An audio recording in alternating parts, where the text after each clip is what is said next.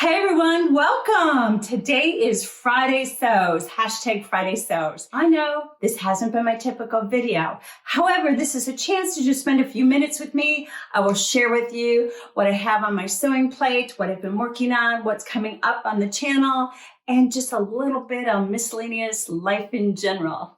Now you might recognize the hashtag Friday Sews from Jen over at Today in Jen's Sewing Room. She started doing this about a month ago, I think. And I had texted her and said, oh gosh, I had been thinking about doing a quick little chat sewing video, but I don't want to look like I'm copying you. Would you be okay if I did something and maybe put it out on Sunday? And she said, I would love it if you used Friday Sews. She said, I would love it if the whole sewing YouTube community used hashtag Friday Sews and just put out quick little chat videos. Then we could all, meaning us and you, could just have some quick little sewing diversion in snippets all weekend long. I think that would be fun. So with Jen's permission, I am not copying her. I am just joining in on the fun. Hashtag Friday Sews. If this isn't your thing, that's okay. I will be back again next week with videos specifically on garment sewing. Since I am joining in the fun of hashtag Friday Sews, I thought I would get all sparkly today. I am wearing a top I sewed from one of my favorite patterns, Vogue 8670. This one was released in 2010, and I sewed it out of this beautiful, sparkly sequin stretch knit that I had purchased years ago from Mood Fabrics. One thing that I cannot wait to share with you is that Itch to Stitch has a sewing book coming out. It will be released December 8th, and you can start pre-ordering it now. It is called So Beautiful. Make stylish handmade clothing with simple stitch and wear patterns. They're easy to sew. They're perfect for beginners up to advanced, because those of us that have been sewing for a while, sometimes we like something very simple. One reason they're so easy is there are no buttons and no zippers. I would much rather put in a zipper any day than a buttonhole. Which one do you avoid? Anyway, this book will be available as a soft cover or as a digital. Patterns are included. If you have sewn any Itch to Stitch pattern designs in the past, these patterns will be very similar to that. Now, you know how I feel about Itch to Stitch patterns. I've talked about it in the past. I don't sew a lot of PDF patterns. I grew up sewing with the big four. I tend to gravitate back towards them. They're easily available to me. And PDF patterns, I just don't like printing them off on my computer and taping them together and then tracing them off. But I have had such success with the Itch to Stitch patterns that I'm a huge fan. That's why I was so excited when I had an opportunity to be part of the test group to test the patterns that are in this book. The book has 8 patterns, which I think is a great deal. The book, I believe, is $24.99 in the US. But 8 patterns for that price, I think, is a great deal. The book includes a pattern for top, jacket, pants, dress, skirt. There's a lot. You can mix and match if you choose to, depending on the fabrics you use, or you can just do one-of-a-kind pieces. It's totally up to you. As you can see from the cover of the book, patterns are available in sizes 00 through 20. Starting next week, you're going to see all over social media garments that have been sewn from this book. Those of us that tested the book, we're sharing our test garments. I'll put that schedule up so you can see what it is. Be sure to come back. I will have a short little video review of each of them next week. One thing that I'm starting to get used to down here in Texas is that they have yard sales. Where I came from, Minnesota, they were garage sales. And of course, they were just limited to a very short period of time because it gets cold there very early and stays cold very late. So there's yard sales here. And I have a girlfriend from church who loves to go to yard sales as much as I do.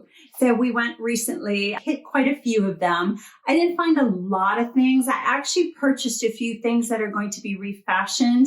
And I've got some upcoming videos to share what I do with those. So I'm not going to share that with you yet. Of course, when I'm looking for sewing supplies. It is really interesting because there's not a lot of sewing supplies in the thrift stores here or at yard sales from what I can tell. However, I found two fabulous patterns. I found this 6926 Simplicity. This is from 1975. The style of it is actually quite popular again now. It only cost me 50 cents, which is why I picked it up. Fun fact, I sewed this when I was a teenager. It has buttons all the way down the back. Apparently back then I didn't care if I did buttonholes. I don't know where my aversion to buttonholes has come from over the years.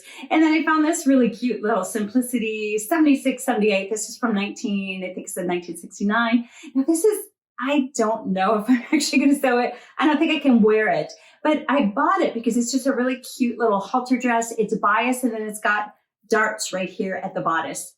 Very fun. The other sewing related item that I did find at a garage sale. Oh, I just said garage sale. At a yard sale. They don't use their garages here the same way we did in Minnesota. Anyway, the other sewing related thing I found was some trim. I had been at a sale. There really wasn't anything I was interested in. And I saw this piece of ribbon. It looks like a tapestry ribbon in a box. There was a woman standing next to it. And I'm like, oh, this is kind of interesting. How much is that? And she looked at it and she goes, you can have it. There's not much there. There's like 3 yards here. I like it. I was thinking I might embellish a denim jean jacket. So I looked through the box some more to see what else she had. There was some giant black rickrack she told me I could just have. There was this lace trim. I don't know how much is here. She gave it to me for 50 cents for the whole thing. So you can see the label on it. I'm not sure. I don't know. Is it vintage? Maybe you can tell me. And some more lace trim, wide lace trim. Thought maybe I could do some type of an embellishment. Maybe I'll tea dye it. I don't know yet. This one didn't have any label on it, but again, she sold it to me for 50 cents. Then I found rickrack. I don't know why, but when we moved, I packed up every package of rickrack that I had and I donated it to the local thrift store, which I don't know if it got sold or tossed out because I have never seen sewing supplies in that thrift store. I'm really hoping that it found a new home where somebody's using it. So I didn't have any rickrack. 50 cents. I have no idea how much is there, but it's obviously more than a yard. As I'm filming this, I keep hearing pings against my window. We have got a huge oak tree in the backyard, very close to the house. The squirrels are loving it. I've been watching 2 squirrels playing all morning. Of course, my little dog, the squirrel hunter, I don't know. Again, what's with this? Why do I keep doing that? Anyway, she thinks she's a squirrel hunter. She thinks she's going to get them. She hasn't gotten them yet. We've been here a year and a half. I guess she's just always going to chase them. She wears herself out going after them. If you follow me on YouTube and you look at that community tab, every once in a while I put things on there. I had posted a picture a couple weeks ago of a reversible Christmas apron, and I was going to put the tutorial out. And then I discovered as I had been filming it, I don't know what I did. Part of the filming was blurry. Part of it, the table was shaking. I think it's because I have a setup that it's not super high tech. And I wasn't really careful when I was trying to demonstrate things, and I must have pushed my cutting table and that caused it to shake. So I have to refilm the whole thing. It's going to be, I think it's adorable. It's just this cute little reversible apron. This was my prototype. I just wanted to see how I liked it, how it went together, do the steps. But look at this. This is going to be cute. I really hope to finish filming this weekend and get it up for you next week. Are you feeling naughty or nice? It's a very easy apron to make. Look forward to that. I hope you like that tutorial. Speaking of tutorials, I am working on some really great little gift type tutorials that I hope to release right after Thanksgiving. Most of them are things that you could sew for yourself. If you want to gift yourself, I tend to do that. Do you? Or you can use them as gifts, and that gives you enough time to sew them and still gift them yet this season. The reason I say I hope to get them ready and out right after Thanksgiving is because I may not have as much sewing time as I had hoped because my daughter is going to fly down to visit. I am so excited. So excited. I have not seen her in a few months.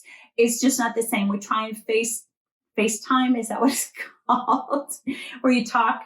Yeah, it's FaceTime, right? So we try to do that once a week. We text pretty often. It's just not the same. That has been the hardest thing about moving across country is leaving my family behind. I miss them so much, and I cannot wait till she is here. So I've been sewing like crazy to try and get things done before she comes for her visit, because I'm not going to be sewing or filming YouTube while she is.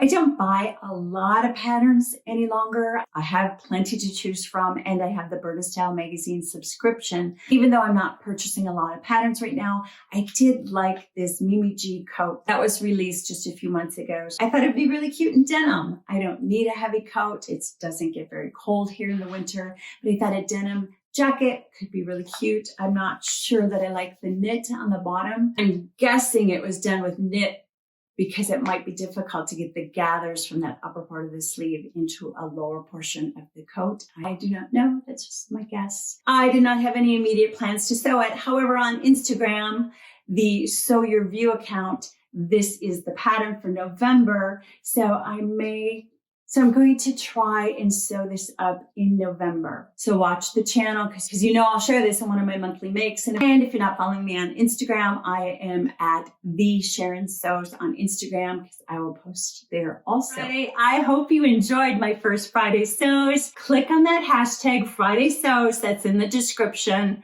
and you should be able to find other sewing YouTubers that have chosen to also do a Friday Sews video. I'll also link to Jen's channel in my description.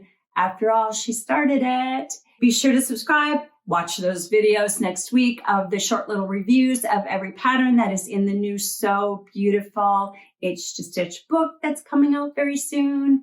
And I hope you have a fabulous weekend.